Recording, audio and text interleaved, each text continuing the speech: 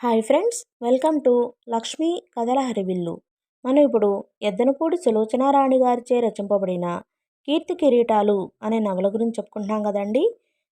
ఆలస్యం చేయకుండా నెక్స్ట్ పార్ట్లోకి వెళ్దామండి. వెళ్లే ముందు అందరికీ ఒక రిక్వెస్ట్ అండి. ఎవరైనా సబ్స్క్రైబ్ చేసుకోకుండా చూస్తున్నట్లయితే ప్లీజ్ దయచేసి సబ్స్క్రైబ్ చేసుకోండి. అది నాకెంతో ప్రోత్సాహాన్ని ఇస్తుందండి. అలాగే వీడియో నచ్చినట్లయితే మీ ఫ్రెండ్స్కి, ఫ్యామిలీ మెంబర్స్కి షేర్ చేయండి. స్వప్న విష్ణురాలిలా చూస్తున్న స్వర్ణ మెల్లగా పైనుంచి మెట్లు దిగి వచ్చింది. కింద వరండాలో సావిత్రి, గోపాలం, వారికి కాస్త దూరంలో కిషోర్ నిలబడి ఉన్నాడు. కిషోర్ శరీరం బరువంతా అతని కాలుమీద మోసినట్లుగా కాస్త కుడివైపుకు వంగి విలాసంగా సిగరెట్ కాలుస్తూ నిలబడ్డాడు. అతను ధరించిన బట్టలు అత్యంత ఆకర్షణీయంగా అతనికి ఒక విలువని ప్రసాదిస్తూ ఒక అపురూపమైన వ్యక్తిగా చూపెడుతున్నాయి.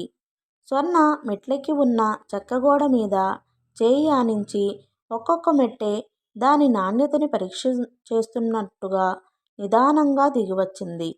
స్వర్ణని చూడగానే సావిత్రి ఆతురతగా దగ్గరకు వచ్చింది. చేయి పట్టుకుని ఎంతో సంతోషంగా చూస్తూ, స్వర్ణ, నువ్విలా మళ్ళీ మామూలుగా నడవగలగడం చూస్తుంటే చాలా ఆనందంగా ఉంది సుమా. అన్నగారెక్కడా? ఆయనకి నా చర్మం వల్చిన ఆయన రుణం నేను తీర్చుకోలేనేమో అంది. బాగున్నావా స్వర్ణ? గోపాలం పలకరించాడు. బాగున్నాను గోపాలం. కిషోర్ స్వర్ణ వైపే చూస్తున్నాడు. స్వర్ణ కూడా అతని వైపే చూస్తోంది. కాలు బాధ లేకుండా మామూలుగా నడుస్తూ మబ్బులు విడిపోయిన చంద్రుడిలా తేటగా, ఆరోగ్యంగా, ఇది వరక్కంటే ఇంకా అందచందాలు సంతరించుకున్నట్లుగా ఉన్న స్వర్ణని చూడగానే కిషోర్ కనుబొమల మధ్య ముడి విడిపోయి ముఖం ప్రసన్నం అయింది. హలో స్వర్ణ అన్నాడు. హలో. స్వర్ణ పెదవులు అస్పష్టంగా పలికినాయి. స్వర్ణకి కిషోర్ని చూస్తుంటే ప్రశాంతమైన నిద్రలో నుంచి అతి భయంకరమైన గతంలోకి తొంగి చూస్తున్నట్లుగా ఉంది. ఎలాంటి ఆకర్షణ, వ్యామోహము లేని మనసు మొట్టమొదటిసారి అతన్ని చూస్తున్నట్లుగా నిశితంగా పరిశీలిస్తోంది. కిషోర్లో ఎదుటివారిని సూదంటురాయిలా ఆకర్షించే ఆకర్షణ అంతా అతని వ్యక్తిత్వం కాదని, అతని వేషభాషలని స్వర్ణకి మొదటిసారిగా అర్థమైంది. అప్పటికే పైనుంచి తేజ కూడా మెల్లగా మెట్లు దిగి వచ్చాడు. స్వర్ణకి అతని అడుగుల చప్పుడు వినిపిస్తూనే ఉంది. కిషోర్ గబగబా మెట్ల దగ్గరకు వచ్చాడు. అతనలా రావడంతో సావిత్రి స్వర్ణ చేతిని వదిలి పక్కకు తొలగి నిలబడింది. కిషోర్ స్వర్ణ వెనుక మెట్ల మీద వచ్చి నిలబడిన వ్యక్తిని గమనించనట్టే స్వర్ణ చేతిని రెండు చేతుల మధ్య బంధించి గుండెల మీదకు లాక్కుంటూ మనసులో ప్రేమనంతా కళ్ళలో నింపుకున్నట్లుగా చూస్తూ, ఎంత పని చేశావు స్వర్ణ. ఎన్ని ఉత్తరాలు వ్రాసినా సమాధానం వ్రాయకుండా నా మనసు అగ్నిగుండం చేశావు కదా. హైదరాబాదులో ప్లేన్ దిగగానే గంపెడంత ఆశతో మీ పిన్నిగారి ఇంటికి రెక్కలు కట్టుకుని వాలినట్టుగా వెళితే అక్కడ లేవు నువ్వు. ఏమైపోయావా అని భయపడ్డాను. నువ్వు ఇక్కడ క్షేమంగా ఉన్నావని ఒక ఉత్తరం వ్రాసి పడేస్తే ఏమైంది? నన్ను ఆట పట్టించి తమాషా చేశావు. అవునా? నీ మీద ఎంత కోపంగా ఉందంటే. కిషోర్ తల తిప్పి సావిత్రి, గోపాలం వైపు చూసి, వీళ్ళు ఉన్నారు కానీ లేకపోతేనా అన్నాడు. ఆ చూపులకి, ద్వంద్వార్థపు మాటలకి స్వర్ణ చంపలు కింపులైనాయి. ఈయన తేజ అని తన వెనక 2 మెట్లు పైగా నిలబడిన తేజకి అభిముఖంగా తిరిగి పరిచయం చేసింది. ఓ, మా స్వర్ణకి ఆశ్రయం ఇచ్చింది మీరేనన్నమాట. Glad to meet you. అప్పుడే చూసినట్లుగా స్వర్ణ చేతిని వదిలి మెట్లెక్కి కుడిచెయ్యి జాస్తూ అన్నాడు. తేజ కరచాలనం చేస్తూ, నేను గోపాలం స్నేహితుడిని అంటూ తన పరిచయం వివరించాడు. అంతేనా? నాకు అన్నగారివని చెప్పరేం అంది సావిత్రి నవ్వుతూ. నాకు ప్రాణదాతవని కూడా చెప్పండి. స్వర్ణ పూర్తి చేసింది. స్వర్ణ మాట వినగానే కిషోర్ ఎంతో ఆశ్చర్యపడినట్టుగా చూశాడు. నిజంగానా? అయితే కృతజ్ఞతలు చెప్పవలసింది నేను. అందుకే స్వయంగా బయలుదేరి వచ్చాను. నేను హైదరాబాద్ వచ్చే వరకు స్వర్ణ ఈ ఊరు వచ్చినట్టే తెలియదు. సావిత్రి చెప్పింది. Thank you. I'm really very grateful to you. నేనసలు ఆ టూర్ క్యాన్సిల్ చేసుకునేవాడినే, కానీ తప్పనిసరి అయిపోయింది. నేను వెళ్ళానన్న మాటే గాని నా ప్రాణమంతా ఇక్కడే ఉంది. ఏమిటోనండి, మాకు బాధలన్నీ ఒక్కసారే వచ్చేసినాయి. స్వర్ణ తల్లిదండ్రి పోవడం, స్వర్ణ సుస్థి, నా టూర్ అంతా అయోమయం అయిపోయింది. దురదృష్టవశాత్తు ఆ యాక్సిడెంట్ జరగబట్టి గాని లేకపోతే ఈ పాటికి మా పెళ్ళయ్యి ఇది మా హనీమూన్ టూర్ అయ్యి ఎంతో ఆనందంగా తిరిగి రావాల్సింది. ఇక్కడ స్వర్ణ ఒంటరిగా, అక్కడ నేను. ఓ హెల్! మా జీవితాలు గజిబిజి అయిపోయాయి అంటే నమ్మండి. స్వర్ణ మౌనంగా అతన్నే ఏకాగ్రతగా చూస్తూ వింటోంది. నటులెవరైనా నటిస్తే భేష్ అని మెచ్చుకుంటాం. నిజ జీవితంలో దగ్గరి మనుషులు నటిస్తే వాళ్ళు చేసేది ఒకటి, చెప్పేది ఇంకొకటి అయితే ఆ నటన చూసి అసహ్యించుకుంటాం. స్వర్ణకి ఆ క్షణంలో కిషోర్ని చూస్తే అసహ్యం లాంటిదే కలిగింది. అతని మాటలకి, ఈ నటనకి సావిత్రి, గోపాలం, తేజ మోసపోవచ్చు. అతను చెప్పే ప్రతి అక్షరం నిజం అని భ్రమపడవచ్చు.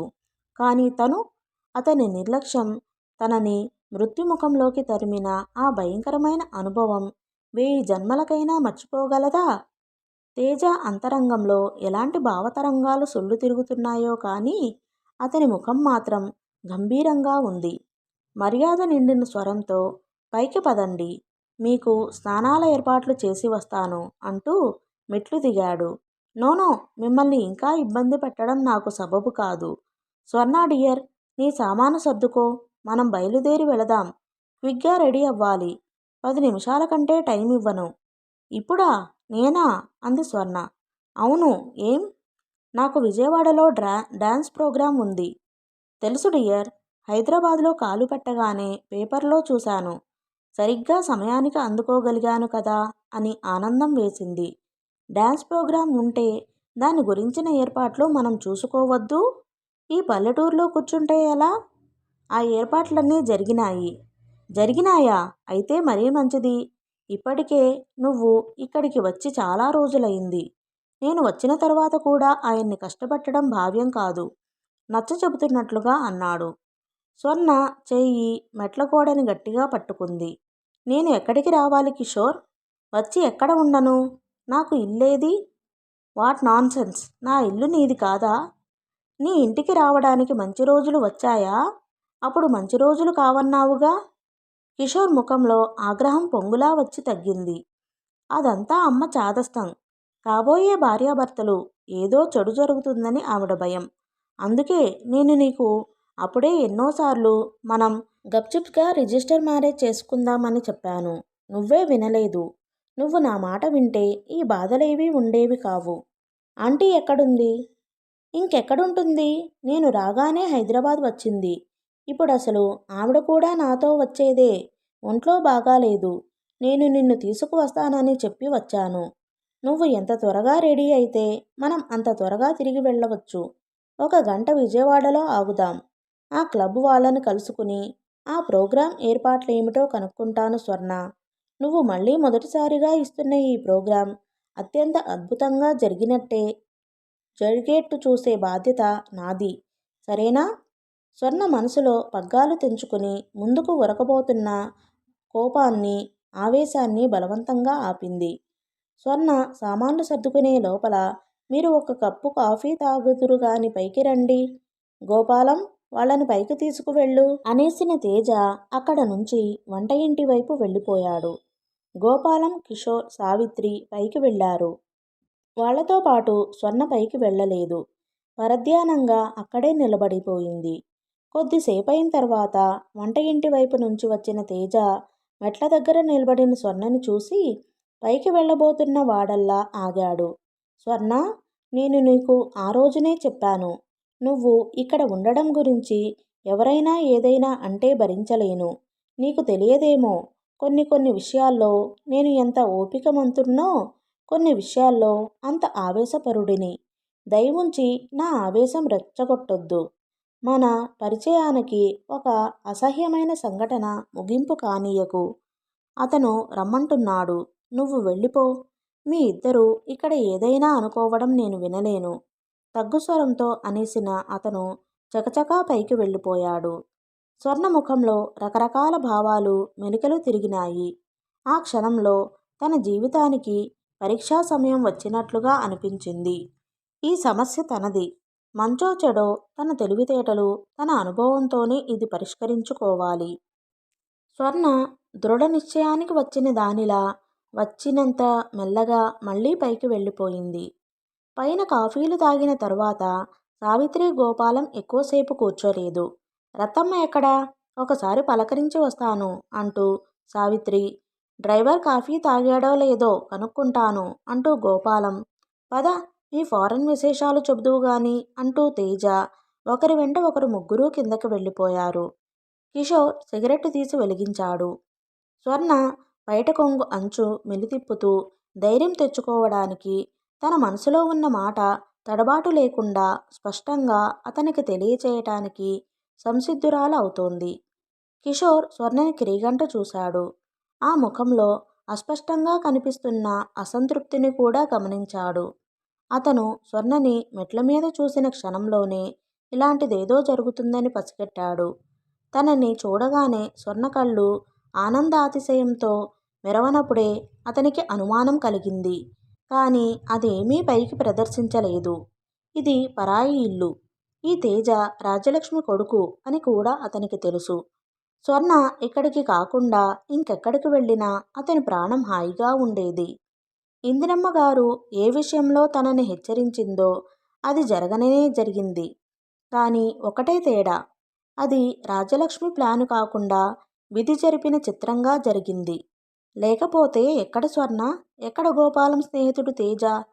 రాజ్యలక్ష్మి స్వర్ణకి ఈ విషయం తెలియకుండానే తను జాగ్రత్త పడిన శ్రమ అంతా ఈ సావిత్రి మూలంగా సర్వనాశనం అయింది. హైదరాబాద్ రాగానే స్వర్ణ పింతల్లి ఇంట్లో కాకుండా గోపాలం స్నేహితుడి ఇంట్లో ఉందని, ఆ స్నేహితుడెవరో కాదని రాజ్యలక్ష్మి మొదటి కొడుకేనని తెలుసుకున్న క్షణం నుంచి కిషోర్కి గంగవెర్రులెత్తినట్టుగా ఉంది. స్వర్ణ అతను ఊహించినట్లుగా అనారోగ్యంతో మంచంలో లేకుండా మళ్ళీ ఆరోగ్యం కోలుకుని తిరిగి ప్రోగ్రాం ఇస్తున్న విషయం పేపరులో చూసినప్పటి నుంచి అతని మనసు మళ్ళీ స్వర్ణ పట్ల సౌరభం వైపు గండు తుమ్మెదలా ఎగరసాగింది. ఆఫ్టరాల్ ఏదో సుస్థి చేసి అలా అయింది కానీ స్వర్ణ తనకి కాబోయే భార్య. అందుకే అతను వెంటనే సావిత్రిని వెంటబెట్టుకుని వచ్చాడు. తేజాని అపరిచిత వ్యక్తిగానే చూస్తూ తన మనసులో ఆందోళన బయటపడకుండా నటించాడు. సిగరెట్ కాలుస్తూ స్వర్ణ వైపు మరోసారి చూసిన కిషోర్, స్వర్ణ, ఐఎమ్ వెరీ సారీ. ఇన్ని నెలలు తర్వాతనో ఒకరిని ఒకరు చూసుకున్నాం. ఇలా పరాయి ఇంట్లో పరాయి వాళ్ల మధ్య మనం మామూలుగా మాట్లాడుకోవడం, గుండెల్లో పొంగుతున్న ప్రేమని అణుచుకోవడం నాకు చాలా బాధగా ఉంది. నువ్వు నమ్ముతావో లేదో, మెట్ల మీద నుంచి దిగి వస్తున్న నిన్ను చూస్తుంటే ఒక్కసారిగా పరిగెత్తుకు వచ్చి నిన్ను దగ్గరకు లాక్కోవాలని, గుండెలుగా హత్తుకోవాలని ఎంతగానో అనిపించింది. ఎంతో ప్రయత్నం మీద నిగ్రహించుకున్నాను. స్వర్ణ ఈ మాటలు వినగానే ముఖం తిప్పుకుంది. శృంగారపు వ్యామోహం జలతారు తెరగా ఆవహించినప్పుడు, అనుభవం లేని వయసు గులాబీ పువ్వులా అతి అమాయకంగా ఉన్నప్పుడు ఈ మాటలు మత్తుని మైమరుపు తెప్పిస్తాయేమో, కానీ జీవితానికి అనుభవ పాఠం నేర్పినప్పుడు మనసు జాగ్రత్తగా ఉంటుంది. ఇలాంటి మాటలు చిరాకు తెప్పిస్తాయి కూడా. కిషోర్ సిగరెట్ పొగ వదిలి విలాసంగా చూస్తూ అన్నాడు, నా మీద నీకు చాలా కోపంగా ఉందని నా మనసు నేను ఫారిన్ వెళ్ళినప్పటి నుంచి చెబుతూనే ఉంది. కానీ ఏం చెయ్యను చెప్పు? I am helpless. ఆ ఫారెన్ గొడవలో ఇరుక్కుపోయాను. నా మీద కోపగించుకోకు. నోనో, అలా కూడా కాదు. నా మీద నీకు కోపం ఉంటే సరే, నేను కాదనను. కానీ ప్లీజ్, ఇక్కడ ఈ పరాయి ఇంట్లో మాత్రం సీన్ క్రియేట్ చేసి నన్ను అవమానించవద్దు. మన ఇంటికి వెళ్ళిన తర్వాత నీ ఇష్టం వచ్చినట్టు దెబ్బలాడు, సరేనా? మన ఇల్లా? నీ ఇల్లు నా ఇల్లెలా అవుతుంది కిషోర్? What nonsense. నా ఇల్లు నీ ఇల్లు కాకపోతే నీకింక ఇల్లు అనేది ఎక్కడుంది? ఇది కేవలం నువ్వు నా మీద కోపంతో అనే మాట. లేదు, ఉన్నమాటే అంటున్నాను. నీ ఇల్లు నా ఇల్లు అయినప్పుడు నేను ఈ పరాయింట్లో ఇన్ని నెలలు ఉండాల్సిన అవసరం ఏమొచ్చింది? కిషోర్కి కోపం వచ్చేసింది. తెచ్చిపెట్టుకున్న మర్యాద గాలికి ఎగిరిపోయింది. అర్థం లేకుండా మాట్లాడకు. అమ్మ ఒంట్లో బాగుండని మనిషి. నువ్వు మంచంలో నుంచి లేవకుండా ఉన్నావు. నిన్ను ఆవిడ దగ్గర ఎలా వదిలిపెట్టగలను? ఆ మాట నువ్వు నన్ను అడగలేదు. కనీసం ఆంటీ అయినా చెప్పలేదు. స్వర్ణ, ఇంత క్రితమే నీకు గట్టిగా చెప్పాను. ఇక్కడ ఇంకేం గొడవ చేసి నన్ను అవమానించవద్దని. మన మధ్య ఏదైనా అభిప్రాయం ఉంటే మనం హైదరాబాద్ వెళ్ళిన తర్వాత తేల్చుకుందాం. పద, బయలుదేరు. స్వర్ణ తల అడ్డంగా తిప్పింది. లేదు కిషోర్, నేను ఈ ప్రోగ్రాం అయ్యే వరకు ఎక్కడికి రాదలుచుకోలేదు. అంటే నీ ఉద్దేశం? నువ్వు ఇప్పుడే తిరిగి వెళ్ళాలని అనుకుంటున్నాను. ఎంత త్వరగా బయలుదేరితే అంత త్వరగా వెళతావు. చీకటి పడబోతుంది. మెయిన్ రోడ్ వరకు ఇక్కడ నుంచి రోడ్డు అంత బాగుండదు. నువ్వు రానట్టేనా? రాను. స్వర్ణ, ఒంటిమీద తెలివుండే మాట్లాడుతున్నావా? బాగా తెలివి వచ్చింది కిషోర్. జీవితం చాలా పాఠం నేర్పింది. ఇన్నేళ్ళు కాలేజీలో చదివిన చదువు నాకేమీ నేర్పలేదు, కానీ ఈ కొద్ది నెలల్లో జీవితం చాలా నేర్పింది. అయితే నాతో రావన్న మాట. ఆ మాట ఇందాకే చెప్పాను. అంతా నీ ఇష్టమేనా? నా ఇష్టం కాకపోతే ఎవరిష్టం? నువ్వు ఆంటీ నన్ను నిర్దయగా వదిలేశారు. నిజం చెప్పాలంటే అప్పుడే మీతో నా సంబంధం తెగిపోయింది. అదిగో మళ్ళీ అదే మాట. నేను ఆ ఫారెన్ గొడవలో తికమకగా ఉన్నానంటే వినవేం? నీ సంగతి సరే, ఆంటీ ఏం చేసింది? ఆవిడని కన్న తల్లిలా చూసినందుకు చాలా మంచి శాస్తి చేసింది. అయితే నీకు అమ్మ మీద చాలా కోపంగా ఉందన్న మాట. అవును. నేను నిజంగా రావాలని నీకు ఉంటే ఆంటీని తీసుకురా. ఆవిడ చేత జరిగింది పొరపాటని చెప్పించు. ఆంటీ రాకపోతే నేను రాను. కిషోర్ కోపం ఆపుకోలేనట్లుగా నేల మీద తన్నాడు. అతని అసలు స్వరూపం బయటపడ్డట్టుగా క్రూరంగా చూశాడు. అసలు సంగతేమిటో నాకు అర్థమైందిలే. నువ్వు ఎందుకు రానంటున్నావో, ఈ కొంటి సాకులన్నీ ఎందుకు చెబుతున్నావో నాకు తెలియదని అనుకోకు. ఇక్కడ ఇన్ని నెలలు బట్టి ఒంటరిగా ఉంటున్నావు. అతనా పెళ్లి పెటాకులు లేనివాడు. మీ ఇద్దరి మధ్య ఏదో గ్రంథం నడిచి ఉంటుంది. ఛీ, చూసిన ప్రతి మగాడిని చెయ్యెత్తి రమ్మని పిలిచే రోడ్డు పక్క ఆడదానిలా తయారయ్యావు కిషోర్. లేకపోతే ఈ పల్లెటూరు గబ్బిలాయి పట్ల నీకు ప్రేమ పుట్టుకు వచ్చిందనుకోమంటావా? చిచి, మీ ఆడవాళ్ల సంగతి నాకు తెలియదా? స్వర్ణ ముఖం అవమానం దిగమింగుతున్నట్లుగా అయింది.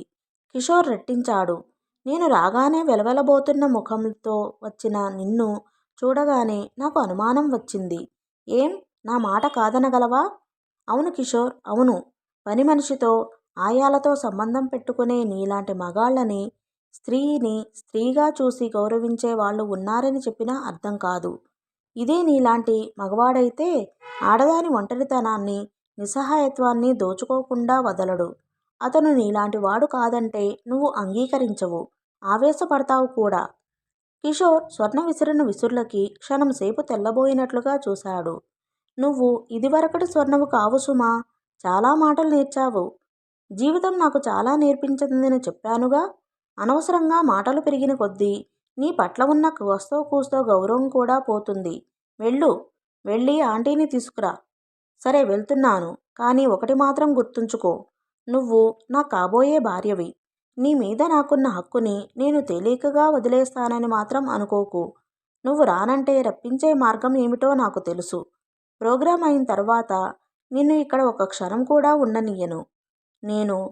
ఇది మాత్రం మర్చిపోకు. కిషోర్ ఆవేశంగా మెట్లు దిగి వెళ్ళిపోయాడు. స్వర్ణ చిత్తరువులా నిలబడింది. క్రింద ఉన్న తేజ, గోపాలం దగ్గరికి వచ్చేసరికి కిషోర్ ముఖంలో ప్రసన్నత తెచ్చిపెట్టుకున్నాడు. స్వర్ణ రెడీ అయిందా అన్నాడు గోపాలం. లేదు గోపాలం, మేమిద్దరం వివరంగా మాట్లాడుకున్నాం. స్వర్ణ ఇక్కడ ఉన్న ఈ అన్ని నెలల్లో చాలా డబ్బు ఖర్చయిందట. అది ఇతనికి తీర్చకుండా వెళ్ళిపోవడం భావ్యం కాదంది. స్వర్ణని చూడాలనే తపనతో నాకు ఆ ఆలోచన రాలేదు. అది నిజమే. నేను డబ్బు తీసుకుని మళ్ళీ వస్తాను. కిషోర్ జేబులో చెయ్యి పోనిచ్చి పర్సు తీసి అందులో నుంచి కొంత డబ్బు తీసి తేజాకి ఇస్తూ, ప్రస్తుతానికి ఇది ఉంచండి, నేను మళ్ళీ వస్తాను అన్నాడు. అది చూడగానే తేజ వెనక్కు తగ్గాడు. క్షమించండి, స్వర్ణకి నేను పెద్దగా చేసిందేమీ లేదు. సావిత్రి ఉత్తరం రాస్తే కాదనలేక తీసుకువచ్చి దగ్గర ఉంచుకున్నాను. ప్రస్తుతానికి భగవంతుడి దయ వల్ల నాకు బాగానే ఉంది. అది మీ దగ్గరే ఉంచండి. నాకు అవసరం అయితే తప్పకుండా మిమ్మల్నే మళ్ళీ అడుగుతాను. నోనో, మీరలా అనవద్దు. స్వర్ణ చాలా బాధపడుతుంది. అసలు చాలా డబ్బు తీసుకురాలేదని నా మీద అలిగింది. అఫ్కోర్స్ ఈ డబ్బుతో మీరు మాకు చేసిన సహాయానికి రుణం తీరుతుందని కాదు, మా స్వాభిమానాలు కూడా కొన్ని ఉంటాయిగా. ఆ డబ్బు మీరు తీసుకోకపోతే స్వర్ణ ఇక్కడ నుంచి రానే రాదండోయ్. ప్లీజ్ మరోలా అనుకోకండి. స్వర్ణకి నాకు మ్యారేజ్ అయిన తర్వాత మిమ్మల్ని తీసుకెళ్ళి మా మొదటి అతిథిగా ఉంచుకోవాలని అనుకున్నాం. తీసుకోండి ప్లీజ్ అంటూనే తేజ చేతిలో బలవంతంగా పెట్టేశాడు. ఐఎమ్ సారీ, మీకు ఇంకా కొద్ది రోజులు శ్రమ ఇస్తున్నాం. ఇక్కడ డ్యాన్స్ ప్రాక్టీసుకు బాగుంటుందని నాకు కూడా అనిపించింది. స్వర్ణ ఇప్పుడే అక్కడకు వచ్చిందనుకోండి, మళ్ళీ అందరూ రావడం చూడడం ప్రెస్ వాళ్ళు, అదంతా టైం వేస్ట్. నేను ప్రోగ్రాం నాటికి మళ్ళీ వస్తాను. ఓకే పదగోపాలం, సావిత్రిని ఇక్కడే ఉండని, హెల్ప్గా ఉంటుంది. మళ్ళీ మనం వస్తాంగా అంటూ వెళ్ళి కారులో కూర్చున్నాడు. అప్పటికే అక్కడికి వచ్చిన సావిత్రి ఈ మాట వినగానే సంతోషపడింది. గోపాలం కూడా కారులో వెళ్ళి కూర్చున్న తర్వాత కారు వెళ్ళిపోయింది. అన్నగారు, ఆ ఊళ్ళన్నీ తిరగడం, ఆ హడావిడి, ఆ పరుగులు ఉరుకులు తర్వాత ఇక్కడికి రావడం చాలా హాయిగా ఉందండి. స్వర్ణ ఎక్కడా? నేనిప్పుడే స్నానం చేసి వస్తానని చెప్పండి అంటూ మళ్ళీ వంట ఇంటి వైపు వెళ్ళిపోయింది. కింద కారు వెళ్ళిపోయిన శబ్దం వినిపించింది. ఉయ్యాల బల్ల దగ్గర నిలబడి ఉన్న స్వర్ణ గదిలోకి వచ్చి మంచం మీద కూర్చుంది. మనసు పెను తుఫానులో చిక్కుకున్నట్లుగా ఉంది. కిషోర్ ఇంత తేలికగా వెళ్ళిపోతాడని అనుకోలేదు. ఇద్దరి మధ్య యుద్ధం ప్రారంభమైంది. దీని పర్యవసానం ఏమిటో అనే బెంగ, భయం కలగసాగాయి. ఆంటీని తీసుకువస్తాడా? తీసుకురాని, ఈ బాధలన్నీ తీరిపోతాయి. కానీ స్వర్ణకి నమ్మకం లేదు. తన గొయ్యి తనే తవ్వుకునే అమాయకుడు కాదు అతను. పర్యవసానం ఏదైనా తను తీసుకున్న ఈ నిర్ణయం సరైనదే అనిపిస్తోంది. ఉన్నట్టుండి గదిలో లైటు వెలిగింది. చీకటిలో కూర్చున్న స్వర్ణ ఉలికిపాటుగా తలెత్తింది. ఎదురుగా తేజ నిలబడి ఉన్నాడు. అతని చేతిలో డబ్బుంది. అతని ముఖంలో అంత కోపం స్వర్ణ ఇదివరకు ఎన్నడూ చూడలేదు. తేజ చేతిలో డబ్బు స్వర్ణ మీదకు గిరాటు కొట్టాడు. డబ్బుతో నా రుణం తీరుస్తే గాని నువ్వు ఇక్కడ నుంచి వెళ్ళవా? డబ్బేమిటి? తెలియనట్టు మాట్లాడతావేం? కిషోర్ డబ్బు తెచ్చి నా రుణం తీరిస్తే గాని ఇక్కడి నుంచి రావన్నావుట కదా. నేనెప్పుడైనా అడిగానా? లేక నీకు ఖర్చు పెట్టడం వల్ల తీర్చలేని అప్పులై చచ్చిపోతున్నానా? ఆవేశపడకండి. కిషోర్ చాలా అబద్ధాలాడతాడు. అందులో ఇది ఒకటి. నువ్వెందుకు వెళ్ళలేదు? వాళ్ళు వచ్చేసరికి నేను మిమ్మల్ని ఒక ప్రశ్న అడిగాను. మీరు సమాధానం చెప్పబోతున్నారు. అది తెలుసుకోకుండా ఎలా వెళ్ళను? ఏమిటా ప్రశ్న? మన చిన్ననాటి సంగతి. ఇప్పుడు అవన్నీ ఎందుకు? వాగ్దానాలు ఇచ్చిన వాళ్ళు, పుచ్చుకున్న వాళ్ళు ఇద్దరూ లేరు. దాని సంగతి నువ్వు మాట్లాడవద్దు. కానీ ఎవరి గురించి ఆ వాగ్దానాలు చేయబడినాయో ఆ ఇద్దరం ఇక్కడే ఉన్నాంగా. అది తెలుసుకున్నందువల్ల నీకు ఒరిగేదేముంది? నా సమస్యకి పరిష్కారం దొరుకుతుంది. చెప్పండి. ఆంటీ చెప్పిన మాట నిజమేనా? ఇక్కడికి ఈ చెప్పినవి విన్నవి చాలు. ఇంకేం అడగొద్దు నన్ను. సరే, మీరు చెప్పకండి. బలవంతం చేయను. కానీ అందులో నిజానిజాలు తెలుసుకునే వరకైనా నన్ను ఇక్కడ ఉండనియ్యండి. స్వర్ణ, నీ మనసులో ఉద్దేశం ఏమిటో సూటిగా చెప్పు. నిజంగా చెప్పమంటారా? చెప్పమనేగా అడుగుతోంది. అయితే వినండి. చిన్నప్పుడు మా అమ్మ, మీ అమ్మ మన గురించి చేసుకున్న వాగ్దానాల విషయం వద్దు. ఆ సంగతి మనకు బాగా తెలియదు కాబట్టి ఆ మాటే అనవసరం. వాళ్ళ ప్రసక్తే మనం మర్చిపోదాం. కానీ మన పరిచయం సంగతి చెప్పండి. మీరు నన్ను ఎందుకు ఈ ఇంటికి తీసుకువచ్చారు? నా ఈ బాధల్లో నన్ను ఎందుకింత ఆదుకున్నారు? బాగుంది. ఇది జవాబు చెప్పలేనంత యక్షప్రశ్న అనుకుంటున్నావా? డాన్సర్గా నువ్వంటే నాకు అభిమానం ఉంది. సావిత్రి నిన్ను చూడమని కోరితే అది నా బాధ్యతగా తీసుకున్నాను. ఇది నీకు ఇదివరకే చెప్పాను కూడా. స్వర్ణ మాట్లాడలేదు.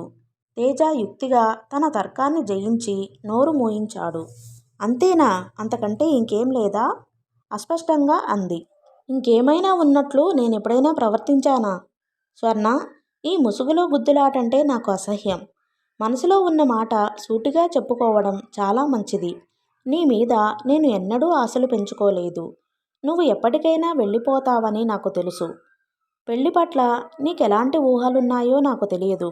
కానీ నా విషయం చెబుతున్నాను విను. నేనసలు పెళ్లి చేసుకోకూడదనే అనుకున్నాను. కానీ మొన్న తాతయ్య దగ్గర నుంచి ఉత్తరం వచ్చింది. అది నన్ను కదిలించింది. పెళ్ళి వ్యక్తిగతమే కాదు, వంశం కోసం కూడా. ప్రతి వ్యక్తి తమ తల్లిదండ్రుల దగ్గర నుంచి అందిపుచ్చుకున్న ఈ జీవితాన్ని మళ్ళీ తన పిల్లలకి అందివ్వాలి. ఈ విధంగా కుటుంబంలో ఒక తరం నుంచి ఇంకో తరంకి జీవనది ప్రవహిస్తే గాని వంశవృక్షం శాశ్వతంగా నిలబడదు. నేను ఈ కుటుంబానికి ఒక్కడినే. నాకు అన్నదమ్ములుంటే నేను పెళ్లి చేసుకునేవాడిని కాదు. ఈ వంశభారం ఒకటి నా మీద పడింది. తాతయ్య వ్రాసిన ఈ విషయం నాకు సబబుగానే తోచింది. ఇన్నాళ్ళు నేను స్వార్థంగా ఆలోచించాను. ఈ పెళ్లితో నేను ఆనందం పొందలేనని తిరస్కరించాను. ఇప్పుడది తప్పు అని తెలుసుకున్నాను. పెళ్లి పట్ల నా ఇష్టాలు ఏమీ లేవు. నేను చేసుకోబోయే పిల్ల అత్తయ్యకి నచ్చితే చాలు. ఆవిడ ఎన్నిక చేసిన పిల్లనే చేసుకుంటాను. నిన్న ఇదే విషయం అత్తయ్యకి వ్రాశాను. అత్తయ్య చాలా రోజుల నుంచి నన్ను వేధిస్తోంది. రాజమండ్రిలో తల్లి తండ్రి లేని పిల్ల ఎవరో ఉందట. మేనమామ దగ్గర ఉంటోందట.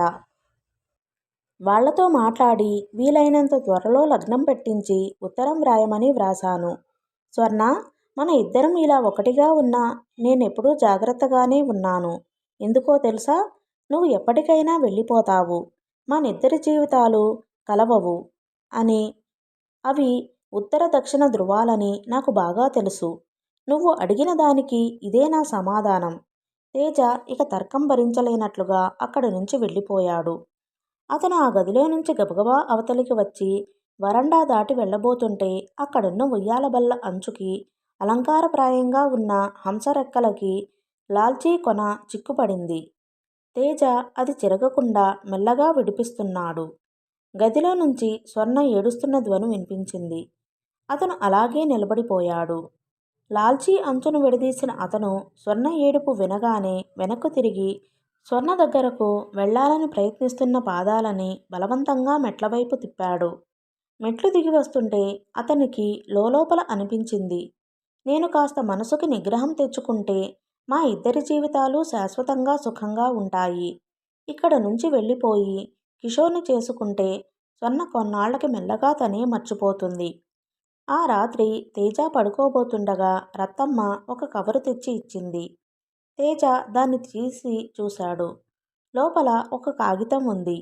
దానిమీద స్వర్ణ దస్తూరి గజిబిజిగా ఉంది. క్షమించండి, మిమ్మల్ని నేనిక బాధ పెట్టను. డాన్స్ ప్రోగ్రాం అయిపోగానే ఇక్కడ నుండి వెళ్ళిపోతాను. స్వర్ణ. తేజ ఆ వాక్యాలు 1కి 10 సార్లు చదివాడు. అందులో ప్రతి అక్షరం వెనక ఎంత గాయపడిన మనసు, స్వాభిమానం ఉన్నాయో అతనికి సుస్పష్టంగా అర్థం అవుతూనే ఉంది. అతను మంచం మీద విశ్రాంతిగా పడుకోలేకపోయాడు. లేచి స్వర్ణ దగ్గరకు వెళ్ళడానికి సిద్ధం అయ్యాడు. మళ్ళీ అంతలోనే విరమించుకుని వెనక్కు వెళ్ళి మంచం మీద పడుకున్నాడు. ఓకే ఫ్రెండ్స్, ఈ పార్ట్ని ఇంతటితో ముగిస్తున్నానండి.